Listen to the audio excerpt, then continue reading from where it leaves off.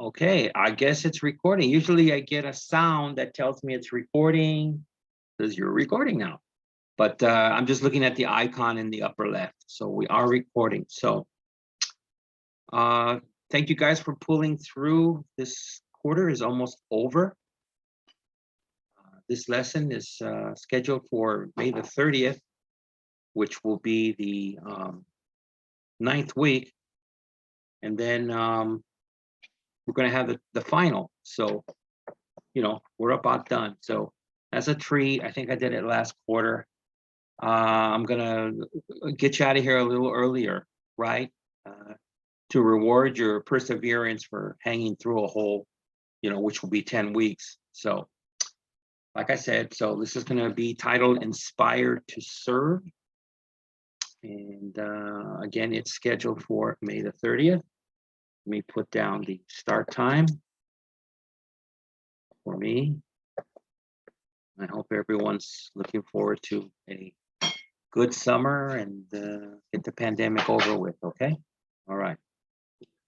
Let me go to my usual procedure here. Okay, hit share screen.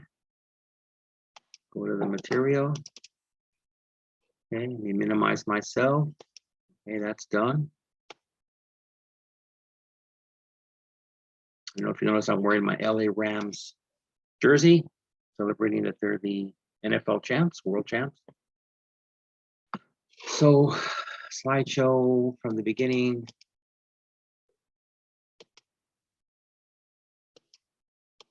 Where is this thing? There we go. Page 101. Developing communication skills. Week 9, like I said before. All right. So here we go. All right. Inspired to serve. The following passage is from John F. Kennedy Presidential Library and Museum's website. Very nice. So just to let you know, if I hear, this is for your English, obviously. If I just hear someone said, I was inspired to serve, okay, right away, it comes to mind that they probably served in the armed forces, which could be Army, Navy, Air Force, or Marines. But you're going to learn about something else in serving, and it's an organization that was very popular when I was in high school, and people talked about doing it, even though the pay was ridiculously low. I don't hear too much about it anymore, but you need to know about the option, okay? All right. So on October 14th, 1960, Senator John F. Kennedy spoke to the students at the University of Michigan in Ann Arbor during a campaign speech and challenged them to live and work in developing countries around the world, thus dedicating themselves to the cause of peace and development. And that idea inspired the beginning of the Peace Corps. It's not, if you pronounce it corpse, that means a dead body. Okay, so Peace Corps. Again, I don't know, I don't hear about this at all. I saw advertisements when I was in high school, when I first started college, you know, joined the Peace Corps, what have you.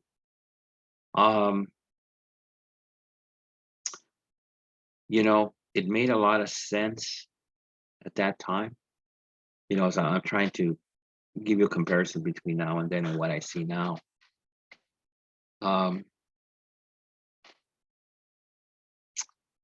At that time, I would have to say that the United States was the richest country in the world. And you didn't have, you know, what's the correct adjective to use or number, but all these homeless encampments and people's on drugs in the streets. If you work somewhere, I mean, think about it. You can't now, like if you're in LA, you can't work full time for McDonald's and expect to pay a 1-bedroom apartment in Hollywood or LA, you know, K-Town. the salary won't do it. But at that time, if you work full time at a McDonald's, rents were so low that you could do it, right? And just imagine new cars only costing a few $1,000s. You could get a great used car in great shape, might last you another 5 or 6 years for like $500. So that's why these things were pushed, saying, I guess that's kind of a way to make people think, or make it feel a little guilty and say, hey, you should go to a developing country and help those folks out because they hardly have any money or maybe economic infrastructure. And you should do these things. But now, sadly, we have people just trying to survive in, big cities like LA or San Francisco, New York, or you name it, too expensive, and school too. School is very cheap. I think, I don't know if you guys watch, oh my God, I can't remember the show, but there's a TV show where they basically follow famous people, and they got the older guy, Harvey Levin, and he's a lawyer, and he's got a bunch of young guys in there that are like in their 20s, and they'll go to all the hot spots in Hollywood and LA and follow like an actor, or they'll go to the airport and try to talk to them. Oh, TMZ. Okay. So I know a lot of 4-year, let's like UCLA, if you went for 4 years, it might cost you $100,000. So imagine what law school would cost you. But they asked him, I think he went to law school in the early 70s. And he said the total was $8,000. How can you jump from $8,000 to, like I said, if UCLA costs $100,000 for 4 years, what does law school cost? Jesus, more than that. So, but these things were, the idea came from John F. Kennedy. And these things were about helping other poor countries. So it's very interesting stuff. I'd be interested to find out does this still exist? Does this program still exist? Okay, so you see here, the Peace Corps was designed to encourage mutual understanding between Americans and other cultures of the world. It was established by executive order, and it can only come from the president, in 1961, and was approved by Congress as a permanent U.S. federal agency within the State Department later that year. Robert Sargent Shriver, President Kennedy's brother-in-law, was appointed the first director of the Peace Corps in 1961. In 1981, the Peace Corps was made an independent agency. So you see, the major cities were still doing quite well in 81. The Peace Corps has now been operating for over 4 decades and is still growing. That's interesting. In 44 years, the Peace Corps has had over 178,000 volunteers serving in over 138 countries and learning more than 200 languages and dialects. See, so you don't only give your services, you will learn about their culture and learn their language. That's enriching as itself, not monetarily, but for your life, maybe your career later. Volunteers serve 2-year periods, helping to build a self-sustaining, better future within their host country, along with establishing goodwill. Probably, the majority of your work is going to be like what can I say, building homes and fixing certain structures that they need to have a nice quality of living. So probably if you're not a good handy person, you should say handy man, but I don't know if there's handy women now. So if not, it might be kind of hard on you to survive. Like, have you ever built this? No. So to have those skills would be quite helpful. Life as a Peace Corps volunteer, see, like I said, it's not easy, and volunteers face many challenges, from language barriers to poor living conditions. And that's correct. If you live in a really poor area, I mean, pick a country. People are living on wooden huts above mud, and there's no paved road, and there's no 7-Eleven, and no mall, you're going to live there with them. They don't put you up in a hotel and then you take a taxi, from the city into the poor area. You have to live there. And I don't think they're even talking about the food. So if you don't like that certain food, you're in trouble. No McDonald's to help you out. There is no salary. I know later they gave them what is called a stipend because I guess people said, I need some kind of money in case of an emergency. So, but there is no base salary. Volunteers receive a serious monthly stipend for room, board, and a few essentials. And again, that's not money to stay at the Hilton. That's just to have you survive. Enough to be at a level sufficient only to maintain health and basic needs. So if you look at the statement, there's nothing that says enjoy. Like, could I stay at the Bellagio and then I'll bus in once in a while? No, you have to live with the poor folks. Part of the deal. You got to build that goodwill. Men and women will be expected to work and live alongside the nationals of the country in which they are stationed, doing the same work, eating the same food, and talking the same language. So I knew some people that went in there and they told me about some countries that they visited. I will not name names, but I asked them, so what is some of the strangest food that you had? And this guy said, well, I watched them and they showed me how you find a particular tree, you cut the bark off the outside, which is the outside part of the tree. And inside there are these worms in these holes, and they just pull the worms out of the holes and eat them. And I said, what? No salt and pepper, no ketchup, no garlic, He said, no. So culturally, volunteers work to build trust within their communities and with their counterparts to be included within the community and their skills realized and utilized. So again, if you have these building skills and fix-it skills, you teach these folks how to do it, and then they can do it independently in the future. At a grassroots level, which means the most basic, volunteers teach and share their skills to help solve challenges that face developing communities. So remember too,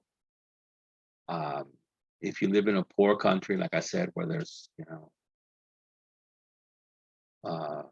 you're building on top of mud and what have you, and then imagine, you've seen these things where they have floods or earthquakes. If it's in a real poor area, there's no tractors coming in there, no gravel trucks, no nothing. You got to do all this stuff by hand, and you better have some skills and patience. There are many different sectors that volunteers work in. These sectors include education and teaching. That's where I'd have to go. I don't have a lot of plumbing skills or fix-it skills. Health and nutrition. So if you have that type of a background, maybe nursing, including HIV and AIDS training, agriculture. So if you're good at growing things, business, okay, you can set up a business framework, community development, and the environment and forestry, which later, they used to say that if you had this 2-year Peace Corps on your resume, and let's say, like when I lived in the state of Washington, a lot of people went into forestry. You really don't have too much of that in Southern California. You can in Northern, because it could be at the end of the state. And, you have forests and those very large sequoias.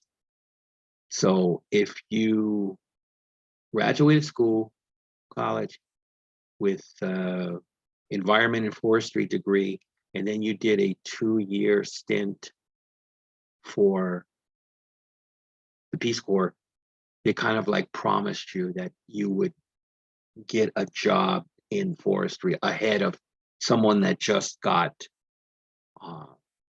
the degree. It's like, I got a 4-year degree in forestry. And someone says, so do I. But then I spent 2 years in the rainforests of Brazil helping indigenous community. And they go, oh, you spent the 2 years in there and you suffered. And had strange food and didn't get any money, they'll pick you first, right? So that was an enticement of doing the 2-year term and putting it on your resume. It was really good for job hiring. The Peace Corps is always adapting to the times and to an ever-changing world, but has never wavered, which means changed. Just think of like ocean waves going up and down, wavered from its 3 original goals: to help people of interested countries and areas in meeting their needs for trained workers, right? Yes, that's a main goal there. Okay, what else can we get here? To help promote a better understanding of Americans on the part of people served. So these people did not know much about Americans or American culture. And this was before a time of people knowing now on the internet and TV, I want to be like the Kardashians.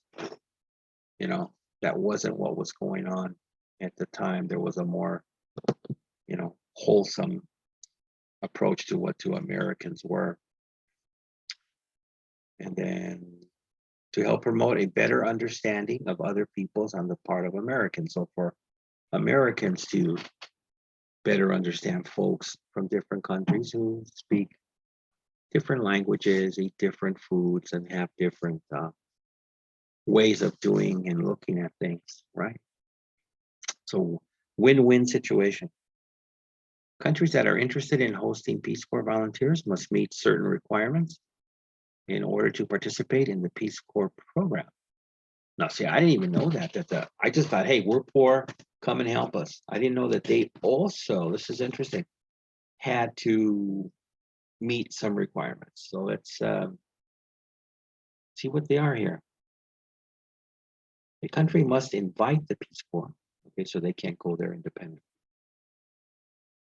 Next, since there is a limited budget, the Peace Corps decides in which countries it can be active and then prioritizes each country's needs. Now, that would be interesting to know how they do that. Who makes this decision and what is it based on, right? I mean, how would they decide, come to East Timor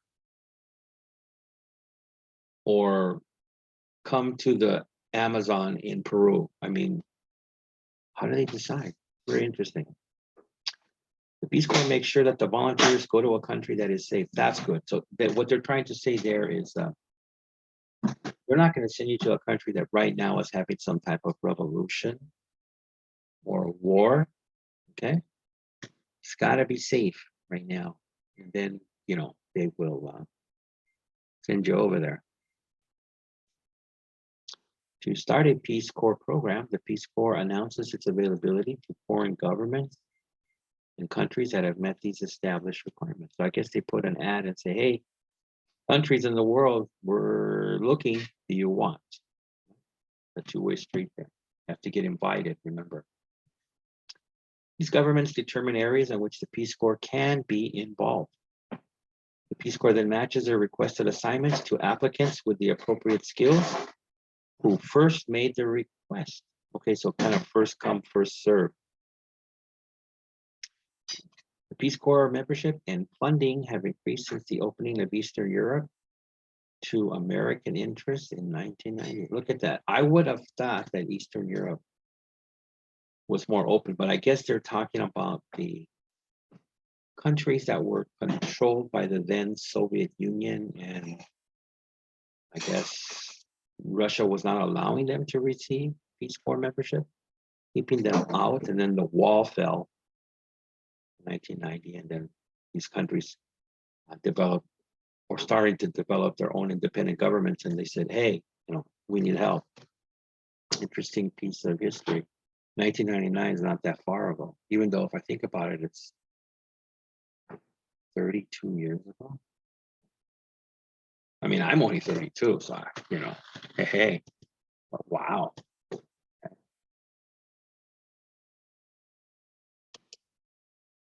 Okay, today the Peace Corps is still growing and is more vital than ever. From Kennedy's inspiration came an agency devoted to world peace and friendship. Good terms here, world peace and friendship. Volunteers who continue to help individuals build a better life for themselves, their children, their community, and their country. So you see, like I said, unfortunately, or fortunately for you guys, right? That's a short reading there. Last week was much longer. That's a shorty. So let me move on to questions here. The usual vocabulary in context.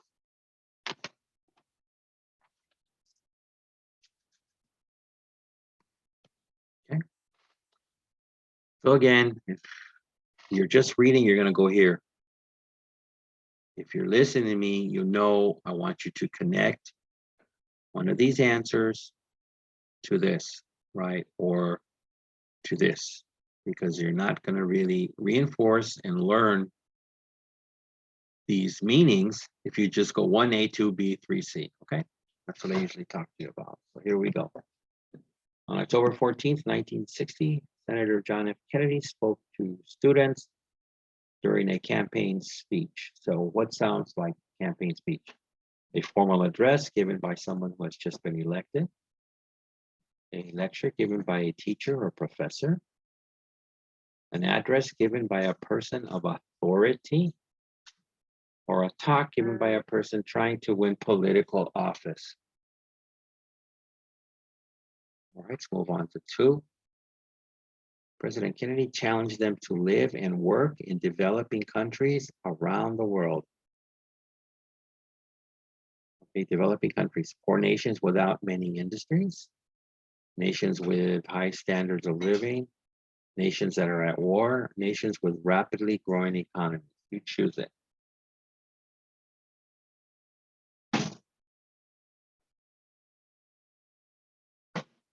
Right. 3, the Peace Corps was designed to encourage mutual understanding between Americans and other cultures. So mutual means separate, shared, controlled, or equal. Which one of those could it be?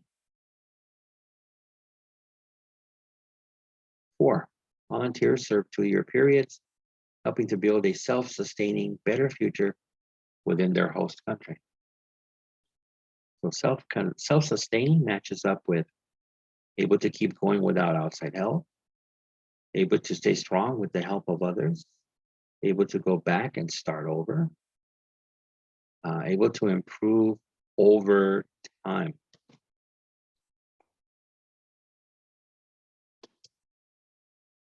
5, volunteers receive a monthly stipend. Stipend can mean merchandise, agreement, payment, or bill. I'll give you a hint. Let's hope that's not a bill. 6, volunteers work to build trust within their communities and with their counterparts. Counterparts can mean people in charge, people doing the same thing, people working for others, people doing different jobs.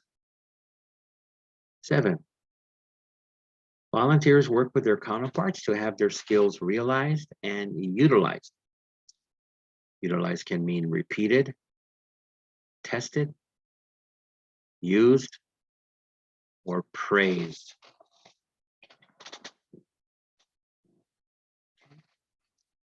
8, at a grassroots level, volunteers teach and share their skills. A, by the side of people in the government, by the side of people with wealth and influence, by the side of ordinary working people, by the side of people who farm.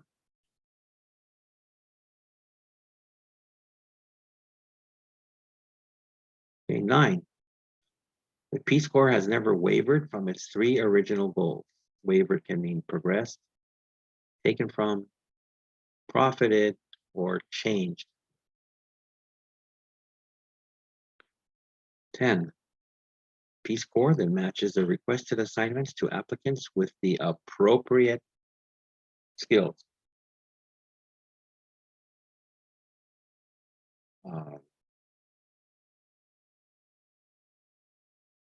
Appropriate can mean suitable, convenient, admirable, or helpful. All right.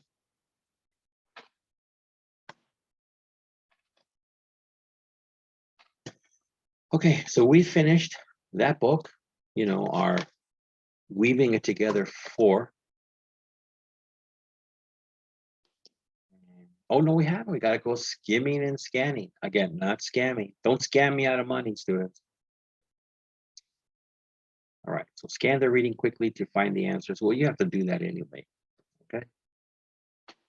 1, where did Senator Kennedy give a speech challenging students to work in developing countries? Where? Was it K-Town? Was it Hollyweird? Or was it Las Vegas? Where did he do it? 2, what was the Peace Corps designed to do? Was it designed to hold flowers and stand outside of army bases and ask for peace? What was it designed to do? 3, who was the first director of the U.S. Peace Corps? Was it Donald Trump? Kim Il-sung? Or Putin? Who was it? 4, how long do Peace Corps volunteers serve? Is it 10 years, 20 years, or 30 years for like Temujin? How long?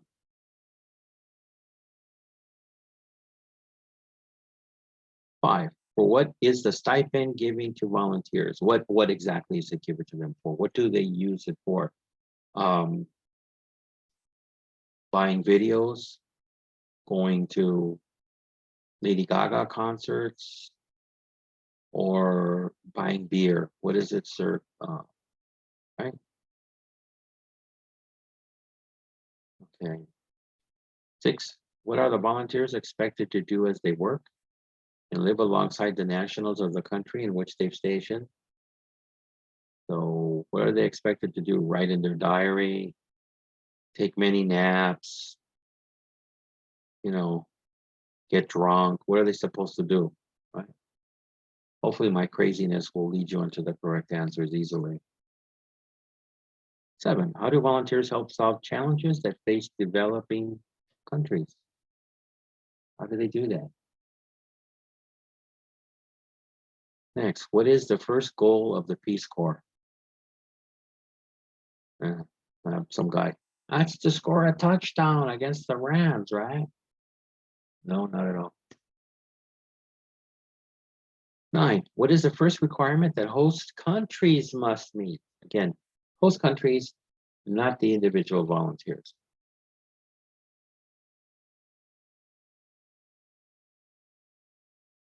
All right, 10, when did Eastern Europe become open to American interests? Was it 1945, at the end of World War II, maybe?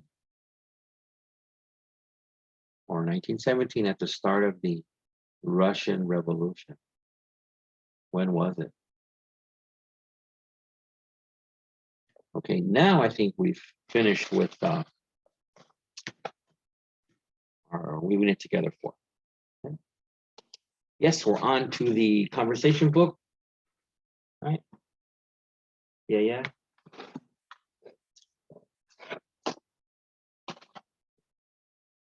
All right. Now, if you look on your syllabus, it says I put on there specifically visiting the doctor. I didn't want to put the what's up. Now we learned the what's up. You probably already know it in slang, but it didn't sound descriptive on the syllabus. I felt, because all these things have to. I wanted to make them clear. What situation I was going to try to improve your talking, right? So like the first week, to improve it when you make new American friends and you don't want to feel bad because you feel your English is not good. Getting around the bus or the subway, having to talk to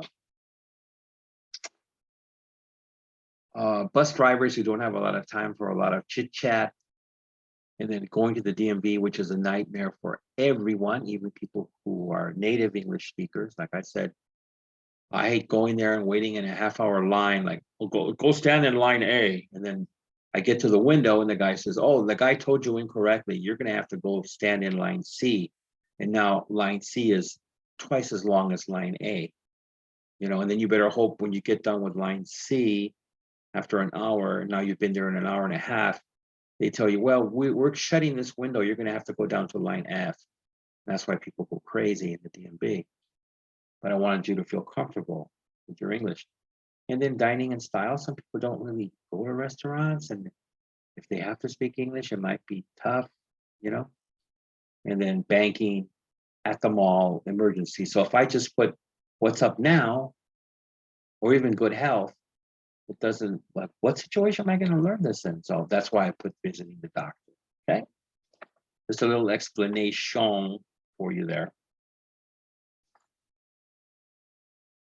Here we go. Open wide. Okay, that sounds to me like a dentist.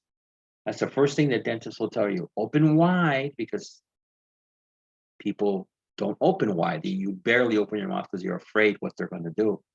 I just went to the dentist and got a couple of implants. Was not fun, you know, and they had to tell me a few times, please open wide, sir. You're not open enough. But I said, yeah, I hear that, I hear that drill, and I don't want to open. Not a fun feeling. Okay, so we had the first thing here, ew, which is a sign of disgust in English.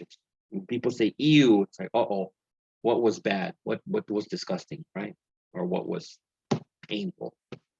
The dentist, that's ew. No one likes going to the dentist in any language. We don't want to offend a dentist out there, but we bet even dentists don't like going to the dentist. When I get down to the bottom of this, I'll tell you some interesting information I learned about dentists. You'll find it shocking. Okay, this is from my information. Still, it's one of those things that must be done. Yes, it must be done, unless if you don't care about your teeth.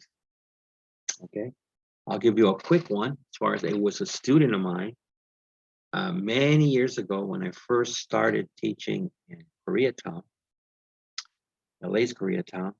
I had this young Japanese guy,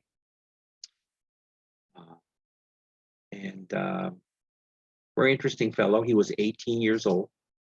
I guess he had graduated high school and then he had come over to Los Angeles. He wanted to be a musician and maybe kind of like a Japanese Elvis. I found out he had, in his tiny apartment, he had 11 different instruments in there. And I asked him, could he play any of them, or which one was his favorite? And he said he couldn't play any of them. So I didn't know he didn't have any musical talent, but again, he had hope. Anyway, another interesting thing about the fellow is when I first started with him, he used to tell me he drank a lot of Coca-Colas and he never brushed his teeth. And I thought, that's not good. His name was Takuya. I'm trying to remember now, it's been a long time ago. I told him, Takuya, you should probably go to the dentist. So I ended up going to the dentist. Again, Coca-Cola is mostly sugar, and the acid is not good for your teeth. He went to the dentist and he came back and he said, teacher, do you know how many teeth normal people have in their mouth? And I said, yes. I said, what's the number? And he said, 32. That's after they take out your wisdom teeth. And he said, correct. And I said, so what did the dentist tell you? And the dentist said, I have 32 cavities. So hopefully he learned that he should brush his teeth at that point. He was going to be going to the dentist for I think a couple of years. So anyway, most dentists recommend a checkup every 6 months. The hygienist, again, I can't explain these terms because that's part of your homework. Right? The hygienist will do a cleaning, and then the dentist will check for any problems and make sure the mouth looks healthy. But you know it's bad news when you wake up with a throbbing headache and a pain in your mouth. What a nightmare. There's no time to wait for your regular checkup appointment. You need to have it checked out immediately. Oh, come on, it's not so bad. Don't think of it as 20 minutes you're spending with your mouth wide open. 20 minutes if you're lucky, usually longer. With your mouth wide open while someone puts sharp instruments in it and pokes around. Hopefully they don't hit a nerve or you will fly out of that chair. Think of it this way. You're spending 20 minutes in a big, comfy chair while someone else is home taking care of the kids. Somehow we think you're not buying that. Okay, like I said, there was talking up here about the dentist and people, even dentists don't want to go there. I found out, I listened to some surveys and they asked, what do you think, which job has the most suicides? And I thought, well, it's either got to be a policeman because they see people, dead people all the time, and their life is in danger. They can get shot. And they said no. I said, well, what could be next if these people commit suicide? Dentists were number one. You say, why? Well, like the line here that says even dentists don't want to see dentists. Nobody wants to see the dentist. So they have to hear kids cry all day and adults scream and yell. Some people can take pain, some people cannot, and they're causing the pain to the patients and have to deal with blood and ugly teeth. So I guess if people are sensitive and they keep on doing this, after a while, it can be heavy on your brain. So just to let you know, the last I checked, dentists in the professional fields were the ones with the highest suicide rate. I found out later that police were the highest in the alcoholism. I guess they drowned their problems with alcohol. But dentistry has gotten a lot better since when I was a kid. Okay. So let's go to a dialogue. Dialogue 1, track 33. Leah, I hope you can tell me. A chunk of my tooth broke off yesterday. I know a friend that broke off a chunk of his tooth from a olive pit. Okay. Careful. Always bite softly first or pay the price. Dr. Smiley, what a nice name for a dentist. That's not good. Did you bite something hard? Yeah, no, I didn't. That's the weird thing. It just kind of fell out. Dr. Smiley, did it hurt when it broke? Yeah, yes, it did. Just a little, but it started to hurt like crazy this morning. Dr. Smiley, I think we better take a full set of x-rays. Okay, open wide. Let me take a look. Oh boy, yes, it looks like you've exposed the root on your left molar. That's why I said earlier, hope they don't touch the root. That's the painful part, is the root. Let me tell you, boy. Wow. Leah,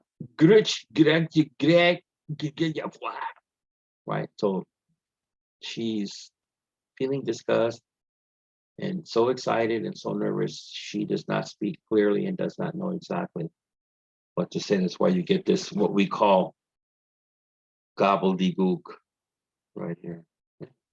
Dr. Smiley, sorry, I'll be done in a few minutes. I'm afraid you'll have to have a root canal. Oh, root canal. I can put in a temporary filling, but you'll have to come back in 2 weeks for the procedure.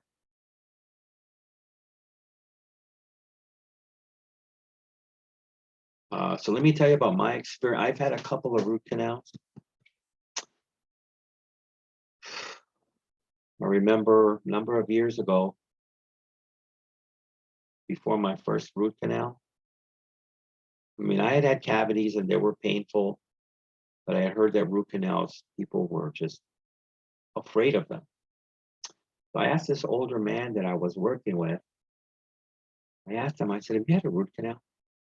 And he said, yes. And I was hoping he would tell me something positive. Like I learned later from other people that a positive thing to say is, like if you say, I understand root canals are very painful. And the person will say, it depends who's doing it. If you've got a really experienced dentist, it won't be that bad. That's what I wanted to hear.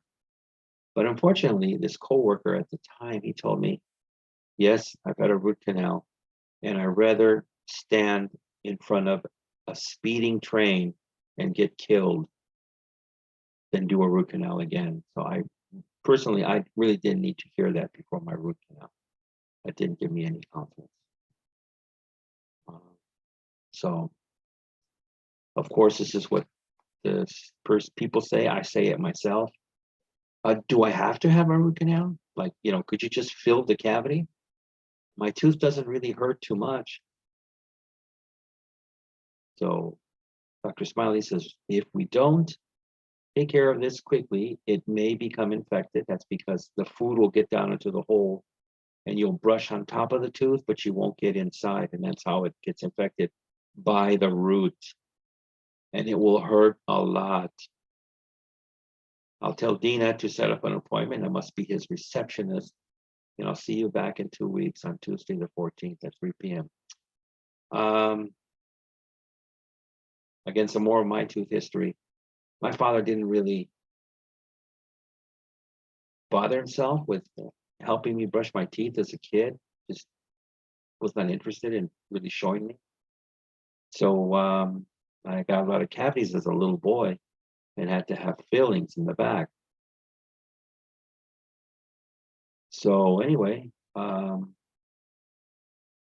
had them for most of my life, but you grow and your teeth grow too. They're not the same small little teeth. So I remember one night, I guess a filling popped.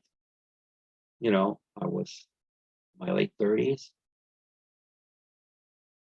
The filling just came off because the tooth kept on growing. I had no pain whatsoever. Let's say it popped on one night. So I didn't, hey, I'll wait later like most people do and whatever. I went the next day and hoping like, hey, you can just refill this or put a crown. So I said, hey, I have no pain at all. This came off. Could you fill it or whatever? He goes, oh no, it's too big now. That hole is too big because you grew. Have to do a root canal. No. And just to let you know too, I don't know the last time I had a root canal, but like cavity. When I was growing up, cavities were cavities and you paid a flat fee. But now they say small cavity is, I don't know, $300. A medium cavity is 500, and a large cavity is like 700. If it jumps to a root canal, because they will have to take the root out of your tooth. Now you're talking about a couple $1,000s. And I don't know if some dentists just want that money and then tell you, I don't know. I've heard some bad stories recently, but you just get your,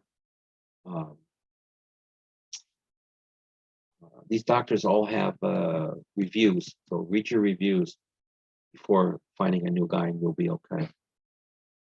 All right, Leah says, will the procedure hurt? Oh, well, let's see what the doctor says. I'll give you medication so that you won't feel any pain. Relax, it's not so bad. I know they also have a thing, I've never gotten it because the dentist I went to never had it, but they have something called twilight sleep. Sounds pretty cool. Basically, you'll put like a light sleep for a while instead of being awake and then, oh, I'm sorry, I hit the nerve, ouch. So maybe look for dentists that have twilight sleep. All right, here's my next dialogue. Let's see. See here, a regular visit to the eye doctor is another important step in keeping healthy. But when it comes to taking care of your vision, things can become a little fuzzy. Not all eye care is covered by health insurance. Many health plans will not pay for glasses, but most will cover medical care of eye diseases.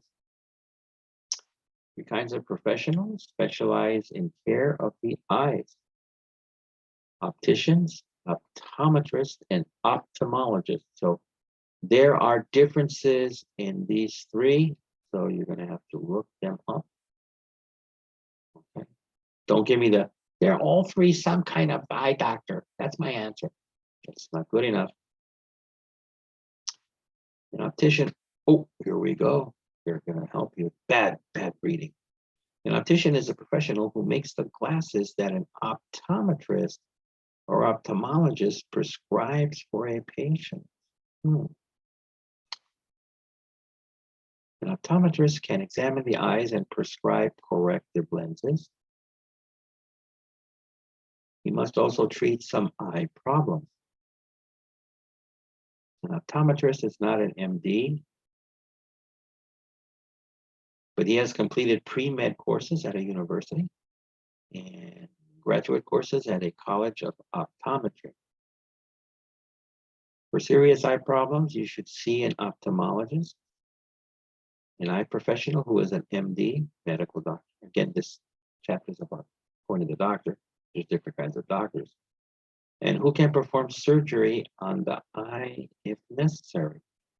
A lot of older folks, they develop cataracts. I'm not sure how they develop, but you can have a cataract surgery, so that's probably who you would go to, not the person who makes the glasses.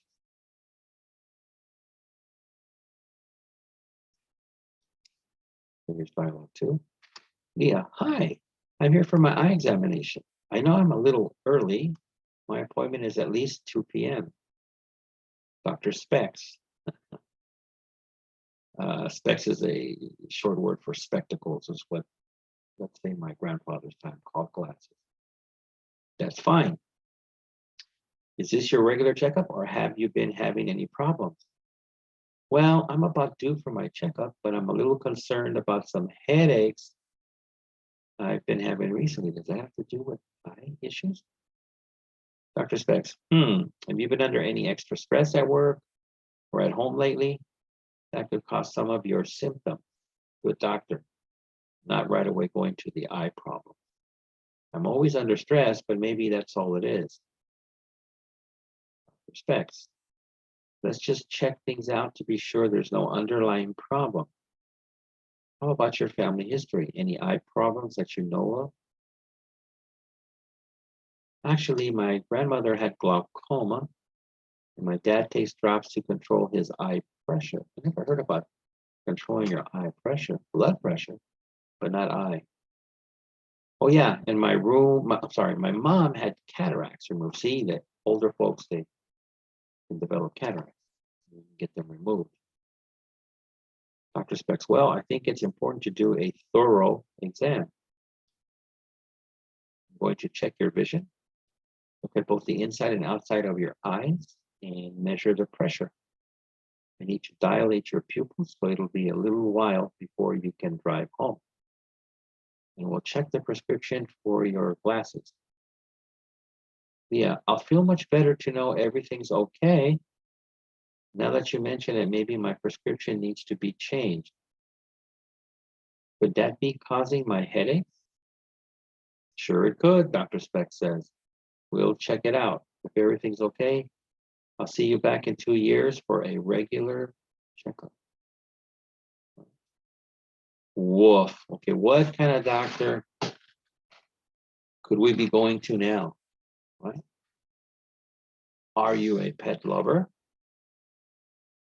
Do you share your home with a furry little friend who wags his tail when you come home from work, or who jumps in your lap and purrs? I know a couple of women that purr. What does that mean? Do you share your ice cream cone with little Rover? That's not blackened, so I can tell you.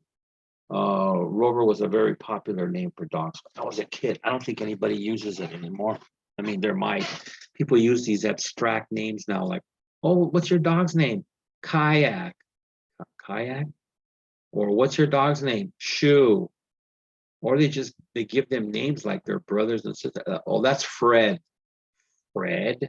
Okay, that's nice. Used to be Spot and Rover, things like that. Buddy. Do you share your ice cream with Little Rover? Okay. Is he snuggled in your comfy chair? Pet lovers will tell you that their little friend is like one of the family. Woof. That means that little Rover gets a lot of TLC. What could that mean? Could that mean medicine or worms? Because dogs get worms, just like the kids. Oh, the kids don't get worms. The upside of pet ownership is that no matter how bad a day you have, little Rover will be excited to see you. The downside is that you are committed to taking care of one more creature with aches and pains. That's correct. A lot of people don't realize that. In the United States, a doctor who is specially trained to treat animals is called a veterinarian. Should I say that one more time? Veterinarian. Maybe if you're in the East Coast, they would say veterinarian, but not on the West Coast. What's the matter? Can't say that one fast. Hey, get veterinarian. Ha! Neither can most Americans because it's such a tongue twister. Most people refer to an animal doctor as the vet. That's right. That's what they call it. You got to go to the vet. We can all say that one. Okay. Dialogue 3, our last one for the day. Let me check the time really quick. Okay, doing fine. I haven't seen little Rover here for quite a while. What seems to be the problem? And that's the doctor, so he's worried because he's been skipping the checkups. Yeah, I'm really worried about him. You know, he's always been a very active dog, but lately he seems to be very stiff in the back legs. If he's been lying down for a while, he has a tough time getting up. When he walks, I've noticed that he limps. Try to find out what is limp. Vet, has he had any type of injury? No, just the usual running and jumping, nothing else. Vet, I know he's a pretty active dog, but hip problems are quite common in that breed. Let me check him out thoroughly. I think we'll need to get some x-rays to see what's going on here. I'll have to sedate him before doing the test. Is that okay?